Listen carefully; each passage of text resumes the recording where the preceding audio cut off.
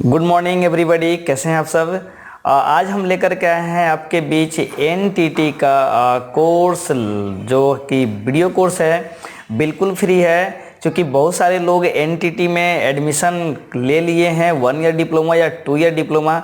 मेरे भी कई स्टूडेंट जो है एनटीटी में 2 ईयर डिप्लोमा कोर्स कर रहे हैं और उन्हें क्लास नहीं मिल पा रहा था। आप लोग जो लोग भी एनटीटी कोर्स कर रहे हैं उनको ये लिंक शेयर कर दीजिए ताकि वो भी पढ़ सके, बिल्कुल फ्री ऑफ कॉस्ट है। तो आइए स्टार्ट करते हैं आज का चैप्टर। दोस्तों, आज का जो चैप्टर है वो है चाइल्ड साइकोलॉजी, वो भी चैप्टर 1 है। चैप्टर 1 का ये जो लेक्चर है 2 लेक्चर है, यानी कि दूसरा दिन है। चूँकि एक फर्स्ट लेक्चर जो है वो हम लोग कर लिए थे, वो वीडियो अगर आप नहीं देखे हैं तो जा करके देख लीजिएगा। आइए देखते हैं हम लोग चैप्टर 2। दोस्तों, चैप्टर 1 में चाइल्ड साइकोलॉजी के अंतर्गत यानी कि बाल मनोविज्ञान के अंतर्गत हम लोग पढ़ेंगे। सबसे यहाँ पे 3 टॉपिक को हम लोग कवर करेंगे आज, और चौथा हमारा होगा आपका इम्पोर्टेंट क्वेश्चन जो कि इस चैप्टर से पूछे जाते हैं। दोस्तों, सबसे पहले जो लेक्चर 2 है आज का, उसमें आपको बताया गया है कि चाइल्ड साइकोलॉजी के अंतर्गत बाल अपराध क्या होता है। दोस्तों, ये बहुत इंपॉर्टेंट क्वेश्चन है। बाल अपराध क्या होता है। दूसरा जो हमारा आज का टॉपिक होगा वो होगा बाल अपराध के कारण। बाल अपराध के क्या क्या कारण हैं ये हम लोग इसमें देखें। और तीसरा होता है दोस्तों, बाल अपराध के रोकथाम के क्या क्या उपाय हैं। दोस्तों, बाल अपराध के रोकथाम के क्या क्या उपाय हैं ये हम लोग पढ़ेंगे। और लास्ट में हम लोग इस चैप्टर से जो सबसे इम्पोर्टेंट जो क्वेश्चन पूछा जाता है वो क्वेश्चन आपको देंगे, वो आप होमवर्क जरूर कीजिएगा। तो वो क्वेश्चन होगा आपका महत्वपूर्ण प्रश्न। आइए देखते हैं लेक्चर 2 का सबसे पहला जो टॉपिक है वो है बाल अपराध। दोस्तों, बाल अपराध का मतलब तो आप समझते होंगे कि बालक के द्वारा किया गया अपराध, वैसी घटना जो समाज उसको एक्सेप्ट नहीं करता है। इसके अंदर बाल अपराध के अनुसार बाल अपराध के जो परिभाषा है बहुत सारे लोग अलग अलग दिए हैं, लेकिन हम आपको बता दें बाल अपराध होता क्या है। बाल अपराध का मतलब होता है कि वैसा बालक के द्वारा, किसी बालक के द्वारा किया गया वैसा काम जो आपके समाज के हित के विरुद्ध में हो, आपके समाज के विरुद्ध में हो, वो समाज के कार्य को अवरोध करता हो, वैसे प्रवृत्ति के अपराध को, कार्य को हम लोग कहते हैं बाल अपराध। लेकिन आइए देखते हैं कि हमारे कुछ इसके विशेषज्ञ क्या कहते हैं इसके बारे में। इसके बारे में जो सबसे पहला विशेषज्ञ हैं वो है दोस्तों बर्ट के अनुसार। बर्ट साहब कहते हैं कि उस बालक को अपराधी कहते हैं जिसकी समाज विरोधी प्रवृत्तियां इतनी गंभीर हो जाती है कि उसके प्रति सरकारी कार्यवाही आवश्यक हो जाती है। देखिए दोस्तों, बर्ट कह रहे हैं कि हम बालक के बाल अपराध उसे कहेंगे, उस बालक को अपराधी कहते हैं जो समाज के विरोधी, यानी कि समाज में जो नहीं होना चाहिए वो प्रवृत्ति का अगर कोई काम कोई बालक करता है और उस काम को रोकने के लिए कोई सरकारी कार्यवाही आवश्यक होता है, यानी सरकार के द्वारा या आपके थाना, पुलिस, प्रशासन के द्वारा उसको रोकथाम के लिए कोई कार्रवाई की जा रही है, तो उसको हम बाल अपराध कहते हैं। इसी प्रकार दोस्तों और भी हमारे पास जो ही विशेषज्ञ हैं, दूसरे विशेषज्ञ की अगर हम बात करें तो दूसरे विशेषज्ञ हैं हमारे न्यूमेर के अनुसार। न्यूमेर अनुसार क्या कहते हैं? न्यूमेर कहते हैं कि बाल अपराध जो है वो अपराध का ही एक प्रकार है। अब बाल अपराध कोई अलग नहीं, बाल अपराध का ही एक प्रकार, जो हम अपराध करते हैं यानी कि हमारे समाज में जो अपराध होते हैं उसी का एक प्रकार है बाल अपराध, जो कि व्यक्तिगत सामाजिक विघटन उत्पन्न करता है। यह ऐसा अपराध होता है जो समाज के लोगों को विघटित करता है, समाज के लोगों को खराब रास्ते पर चलने के लिए प्रेरित करने लगता है, उसको वो बाल अपराध कहते हैं न्यूमेर के अनुसार। लेकिन दोस्तों यहीं पे बात खत्म नहीं होता, आगे हम लोग देखते हैं कि बाल अपराध के और भी मनोवैज्ञानिक कारण क्या हो सकते हैं। दोस्तों, मनोवैज्ञानिक लोग भी, यानी मनोवैज्ञानिक जो विशेषज्ञ होते हैं वो भी जो है बाल अपराध के कुछ बातें बताए हैं कि बाल अपराध किसको कहेंगे। आइए देखते हैं हम लोग। मनोवैज्ञानिक के अनुसार कोई भी व्यक्ति या कोई भी बालक जन्म से अपराधी नहीं होता। पहला चीज की सही बात है कि कोई भी व्यक्ति, चाहे वो बालक हो चाहे वयस्क हो, कोई भी अपराधी जन्म से नहीं होता, बल्कि जन्म के पश्चात होता है, अपराधी प्रवृत्ति का बन जाता है। लेकिन जो जैसे मान लीजिए कि जो व्यक्ति कोई प्रौढ़ावस्था में प्रवेश कर गया है, यानी कि कोई बूढ़ा व्यक्ति हो गया है, प्रौढ़ावस्था यानी कि उसका वयस्क से भी ज़्यादा उम्र हो गया है, और वह समाज के नियमों के, कानूनों के विरुद्ध कार्य करता है, कोई ऐसा काम करता है जो समाज के नियम के विरुद्ध होता है, जो समाज उसको एक्सेप्ट नहीं करता है, वैसा कार्य करता है, तब उसे क्या किया जाता है? अपराध माना जाता है। इसी को कहते हैं हम लोग मनोवैज्ञानिक के अनुसार कि यही अगर अपराध, इसी तरह का अपराध अगर किसी बालक के द्वारा किया जाए, अपरिपक्व बालक मतलब जो छोटे होते हैं उन बालक के द्वारा किया जाए, यहाँ पे परिपक्व लिखा गया है, माफ कीजिएगा, अपरिपक्व बालक के द्वारा अगर उसी तरह का अपराध किया जाता है तो उसे हम कहेंगे बाल अपराध, यानी उसे ही बाल अपराध माना जाएगा। ये रहा मनोवैज्ञानिक के अनुसार। लेकिन हम लोग चलते हैं इसके आगे कि बाल अपराध के जो है कारण क्या क्या हो सकते हैं। दोस्तों आइए हम लोग देखते हैं बाल अपराध के कारण, यानी बाल अपराध होने का क्या क्या रीजन है। चलिए देखते हैं। सबसे पहले जो बाल अपराध के जो कारण हैं, वंशानुक्रम कारण। ऐसे तो बहुत सारे कारण हैं दोस्तों, लेकिन सबसे पहला जो कारण आता है सामने वो है वंशानुक्रम कारण। वंशानुक्रम कारण क्या होता है? ये हमारे जो विद्वान मनोवैज्ञानिक हैं, सीजर लोम्ब्रोसो हैं, इनके अनुसार वंशानुक्रम कारण को बताया गया है। उनके अनुसार वो कहते हैं कि अपराध का कारण वंशानुक्रम है, वंश के द्वारा, यानी हमारे पूर्वजों के द्वारा, हमारे पीढ़ी के द्वारा जो है ये कारण है। क्योंकि जो बच्चे अपराधी होते हैं, मान लीजिए कोई बच्चा अपराधी है, तो उनमें क्या होता है? कुछ न कुछ विशेष प्रकार के शारीरिक या फिर मानसिक, शारीरिक भी हो सकता है और मानसिक भी हो सकता है, शारीरिक या मानसिक लक्षण होता है उनके वंश के हिसाब से, उनके वंश वाला लक्षण कुछ न कुछ आते हैं। तो वंशानुक्रम के कुछ लक्षण बालक के अंदर दिखाई देने लगते हैं। अब होता क्या है कि वो उस बालक के अंदर अपने वंश का कुछ न कुछ लक्षण दिखाई देते हैं। वो शारीरिक भी हो सकता है और वो मानसिक भी हो सकता है, जिसके कारण बाल अपराध बालक करने लगते हैं। उस वंश के, अगर उस वंश में कोई ऐसी प्रवृत्ति आ रही है, उसको बच्चा रिपीट करने लगते हैं। इसको भी हम लोग बालक के अंदर जब ऐसा अगर कारण दिखाई दे तो उसको भी हम लोग बाल अपराध कहते हैं, बाल अपराध की ओर वो जाता है।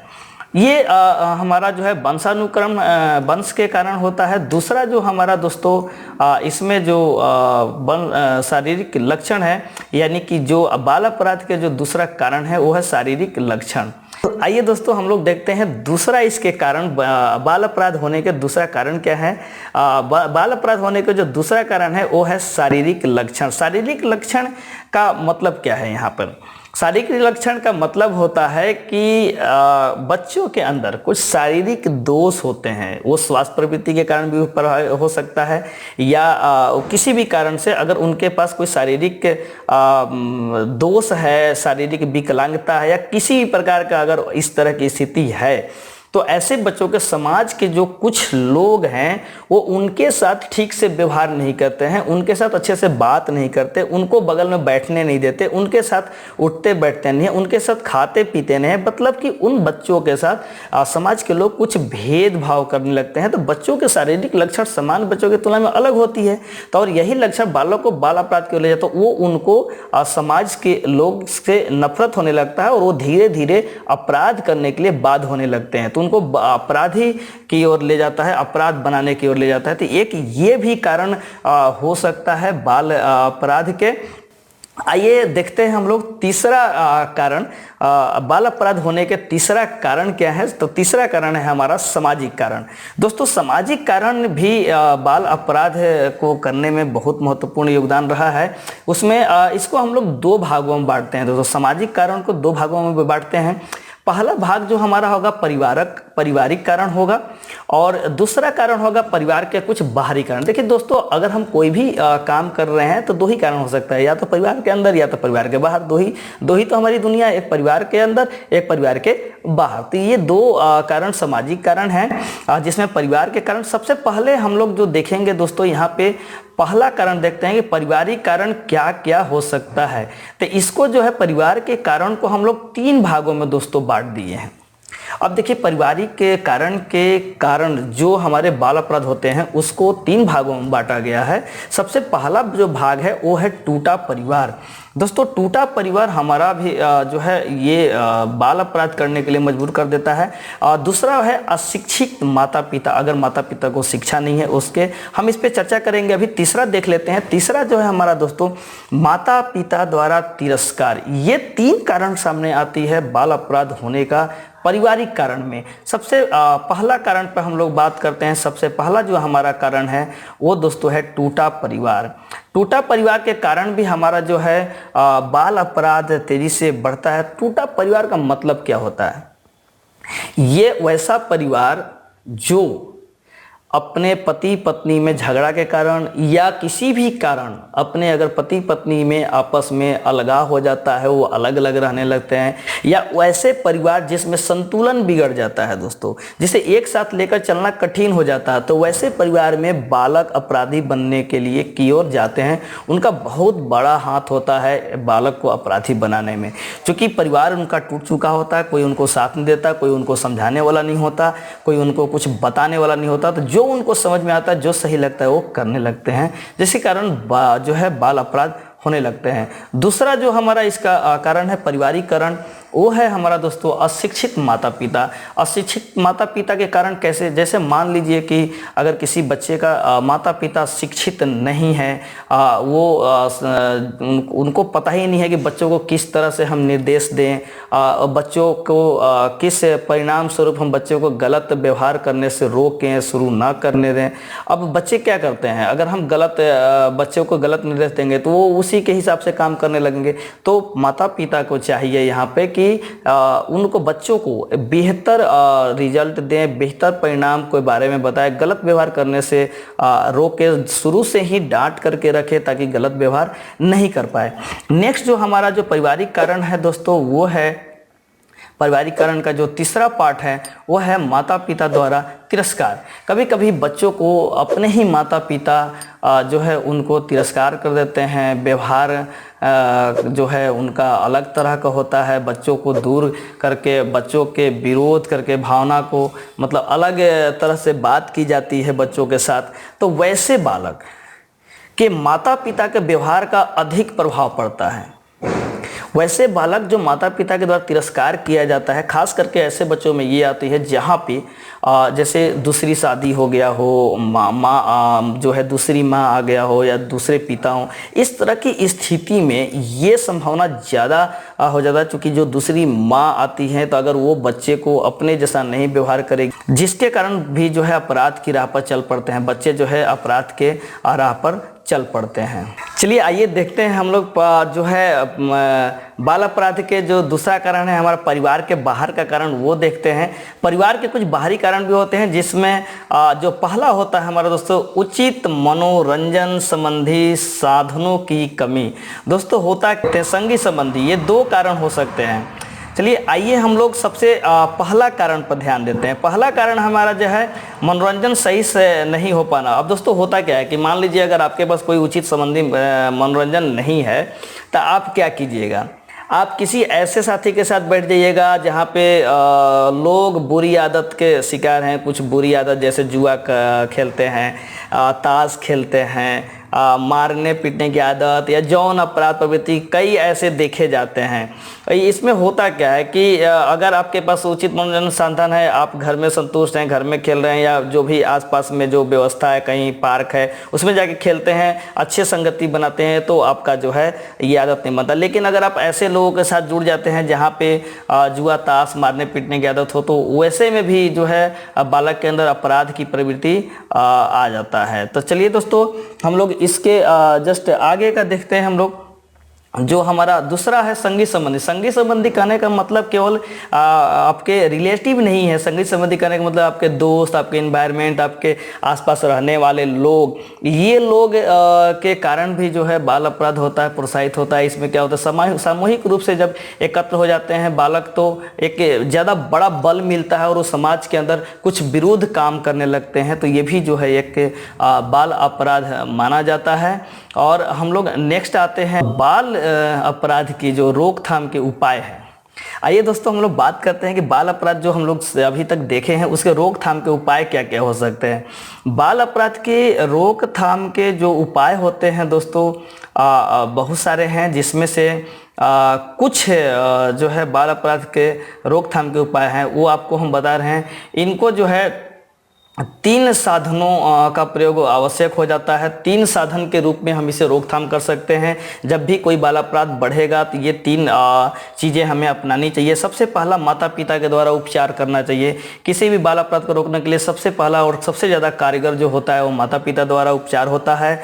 दूसरा जो दोस्तों होता है हमारा सरकार के द्वारा उपचार होता है। जब माता पिता के हाथ के बाहर चले जाते हैं बालक तो सरकार कुछ उपचार करती है, वो दंड देती है। और तीसरा होता है हमारा मानसिक चिकित्सकों के द्वारा उपचार करवाया जाता है। मानसिक चिकित्सक भी जो है इस ऐसे बाल अपराध को रोकथाम करने में बहुत ही सहायक होते हैं। आइए तीनों को हम लोग बारी बारी से समझते हैं। माता पिता के द्वारा जो उपचार होता है वो क्या होता है, कैसे होता है। अब देखिए, माता पिता के द्वारा चूँकि बालक सबसे ज़्यादा किसके पास रहते हैं, माता पिता के पास होते हैं। और माता पिता को ही कई ऐसे बातों पर ध्यान देना चाहिए। जब माता पिता बच्चों को देख रहे हैं तो उनको न तो बहुत ज़्यादा कड़ा व्यवहार करना चाहिए और न ही बहुत ज़्यादा लो व्यवहार करना चाहिए।